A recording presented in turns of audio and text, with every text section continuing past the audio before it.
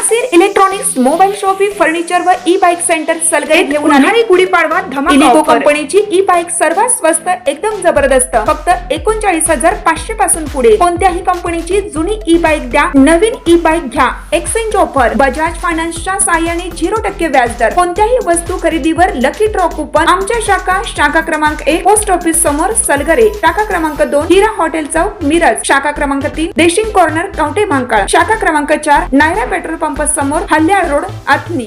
प्रत्येक बातमीतील घटनेच्या वास्तविकतेची तुलना थेट पाहत रहा चांगली अपडेट।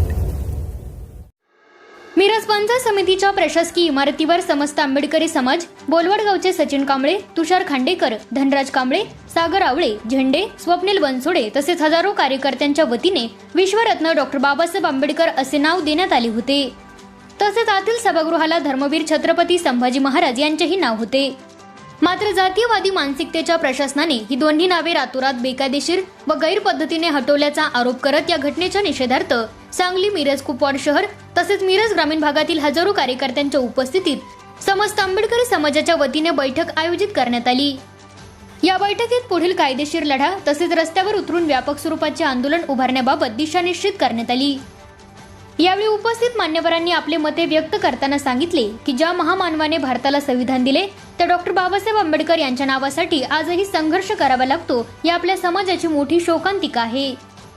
यावेळी संबंधित दोषी अधिकाऱ्यांवर तात्काळ कारवाई करण्यात यावी तसेच नाव हटवण्याच्या घटनेची सखोल चौकशी करून जबाबदार अधिकाऱ्यांवर कठोर प्रशासकीय कारवाई करण्यात यावी अशी जोरदार मागणी करण्यात आली। अन्यथा लोकशाही मार्गाने कायदेशीर आणि रस्त्यावरच्या व्यापक आंदोलनाची तीव्रता वाढवण्याचा इशाराही प्रशासनाला देण्यात आला।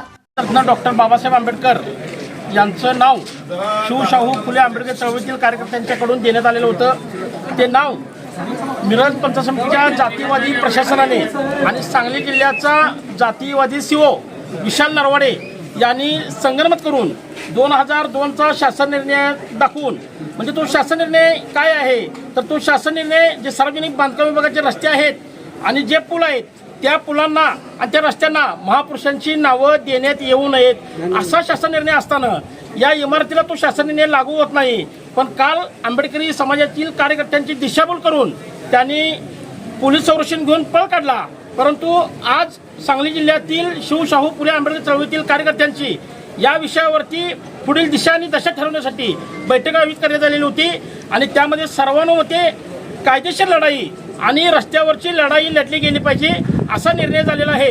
त्यामुळं उद्या मिरज पंचायत समितीच्या कार्यालयासमोर आंबेडकरी समाजाच्या वतीने उद्या 11 वाजता पंचायत समिती कार्यालयासमोर ठिय्या आंदोलन आणि ज्या काय मागण्या आहेत त्या मागण्यांच्या करता जे मिरज पंचायत समितीचं सभागृह आहे नूतन प्रशासकीय इमारतीचं त्या सभागृहाला संभाजी महाराजांचं नाव देण्यात यावं आणि इमारतीला भारतरत्न डॉक्टर बाबासाहेब आंबेडकर यांचं नाव देण्यात यावं याकरता उद्या आंबेडकरी समाजाच्या वतीनं पंचायत समितीवर ठिय्या आंदोलन आहे 11 वाजता।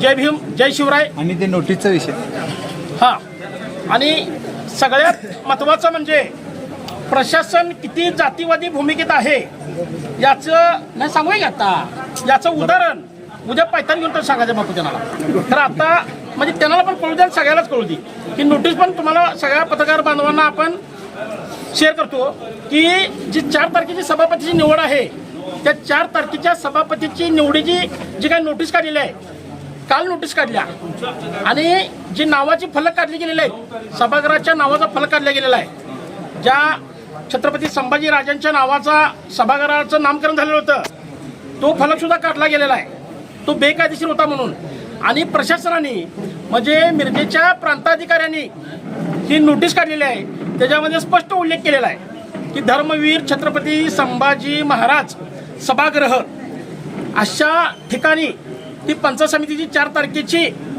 सभापतीची आणि उपसभापतीची निवडीचा कार्यक्रम जाहीर झालेला आहे।